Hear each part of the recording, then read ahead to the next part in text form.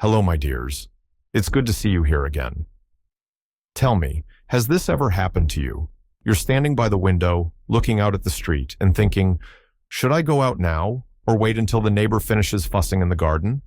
Or maybe you catch yourself trying to slip unnoticed from the door to the car to avoid another empty conversation.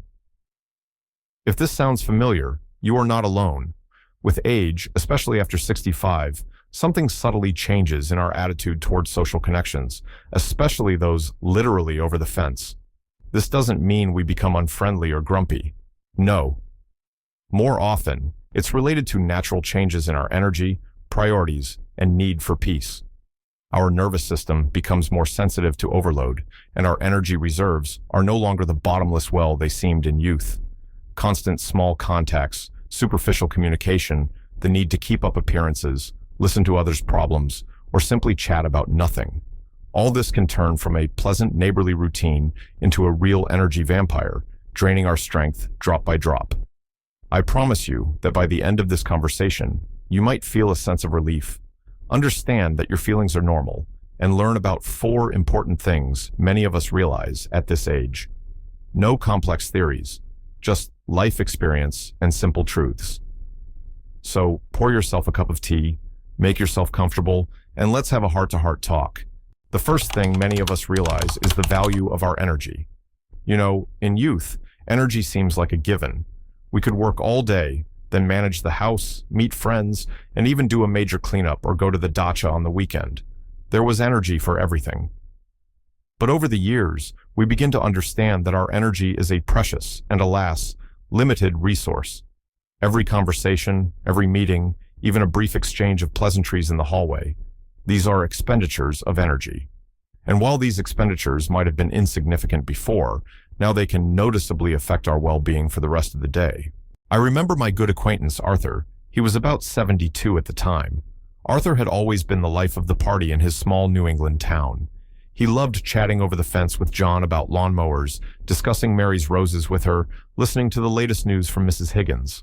It was part of his life, his routine. But gradually, he started noticing that after these seemingly innocent chats, he felt completely drained, as if he'd run a marathon, though he'd only stood by the gate for 15 minutes. He began snapping at his wife for no reason, lost interest in his favorite hobby, building model ships, and in the evening, he would just collapse into his armchair and watch TV without any interest. At first, he blamed the weather, his age, lack of sleep. He even felt a bit ashamed of his tiredness, thinking, "What's wrong with me?" I used to chat for hours, and it was fine. He felt obligated to be friendly after all. They had been neighbors for so many years. But one day, after a particularly long and empty conversation with a neighbor about politics, which left him with a headache and a feeling of emptiness, Arthur realized he could no longer spend his energy so thoughtlessly. It was like having an old car with a small gas tank.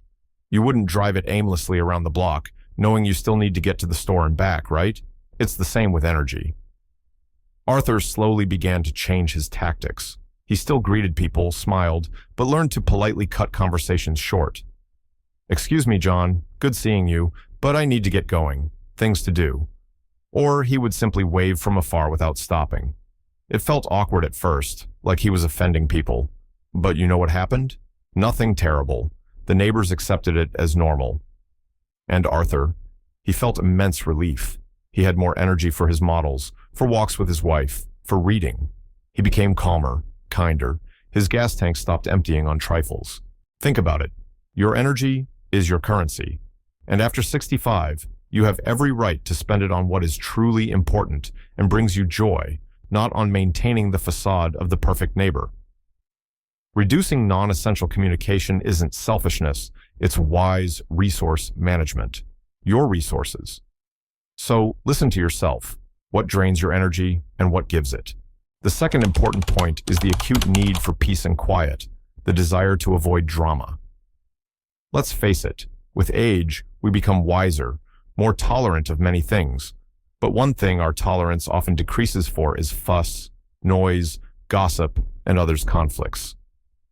What might have seemed like interesting events or just the background noise of life in youth is now perceived as an irritant, disturbing our precious tranquility.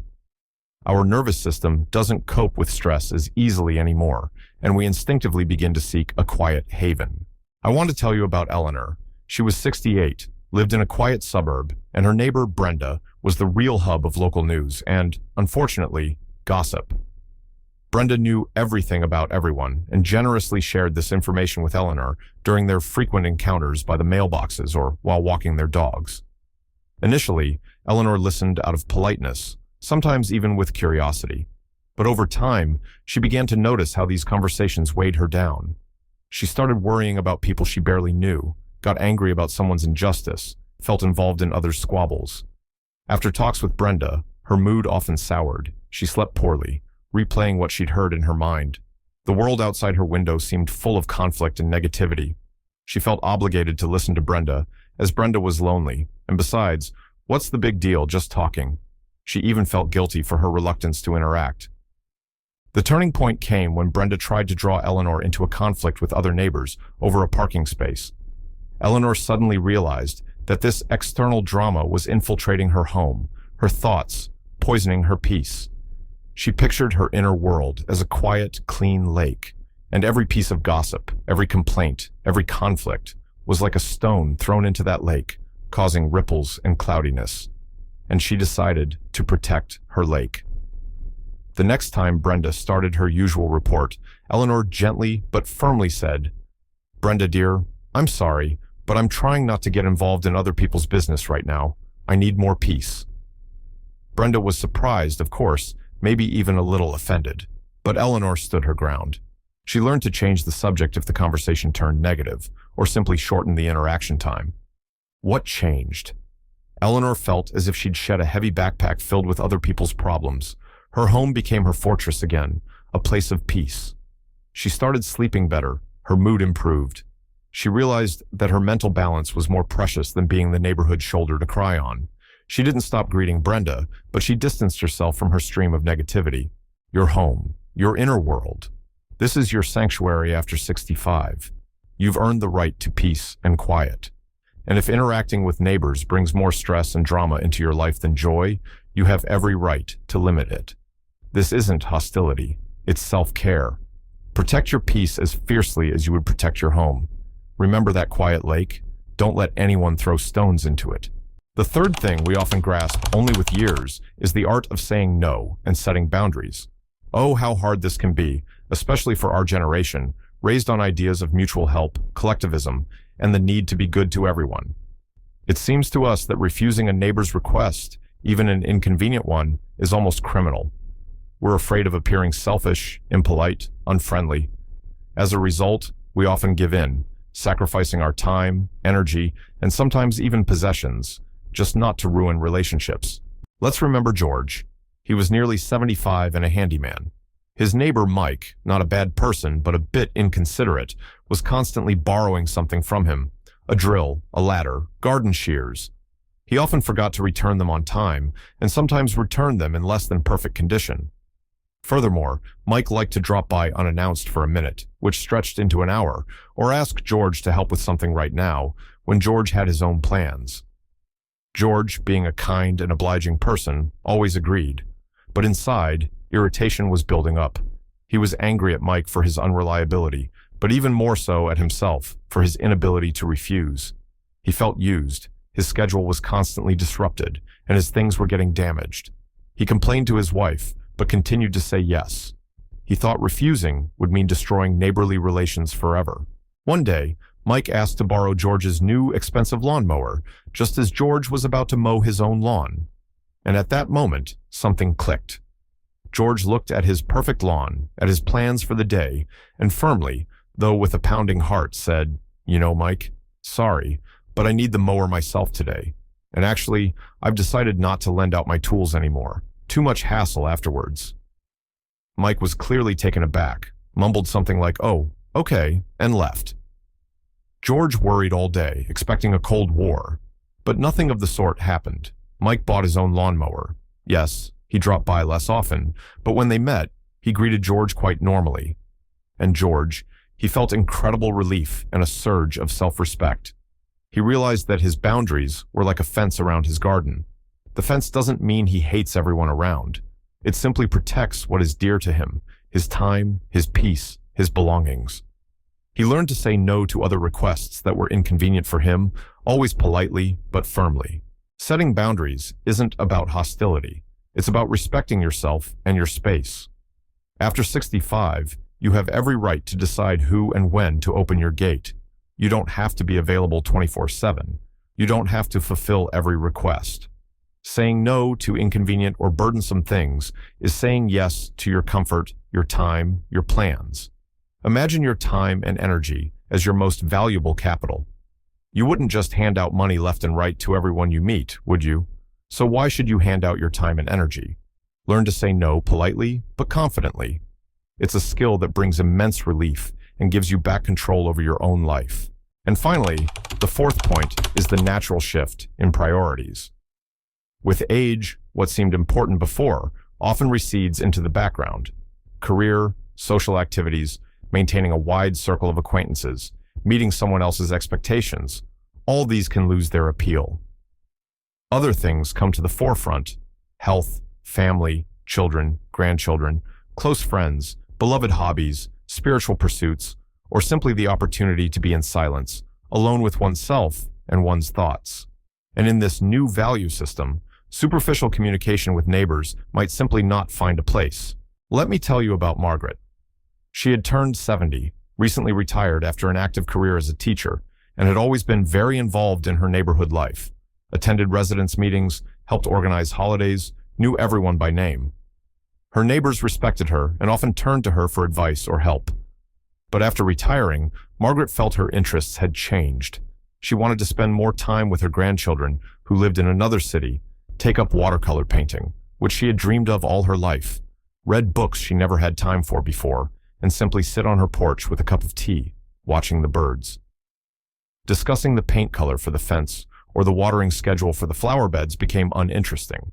It became hard to spend an evening at another meeting, but she felt obligated. She felt like she was betraying her neighbors, that she had become useless. She forced herself to go to meetings, answer calls, maintain conversations, but felt increasingly unhappy and drained. One day, her daughter, seeing her state, told her something simple.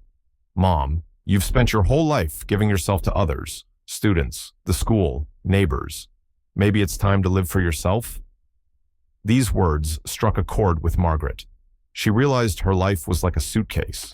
Before, it was packed with obligations, work, community affairs. Now she wanted to pack it with what truly brought her joy: paints and brushes, books, photos of her grandchildren, train tickets to visit them, a comfortable chair for the porch. And there was simply no room in this suitcase for the old, irrelevant things. Margaret began to gradually withdraw from the neighborhood's social life. She politely declined a role on the committee, attended meetings less frequently, stopped initiating long conversations. Instead, she signed up for watercolor classes, started visiting her children more often, and created a small garden on her balcony. And what do you think happened? The world didn't end. The neighbors found other activists, and Margaret blossomed. She found new interests, new friends with shared hobbies, her life filled with meaning that was important specifically to her. She remained friendly with her neighbors, but her energy and time now belonged to her and her choices.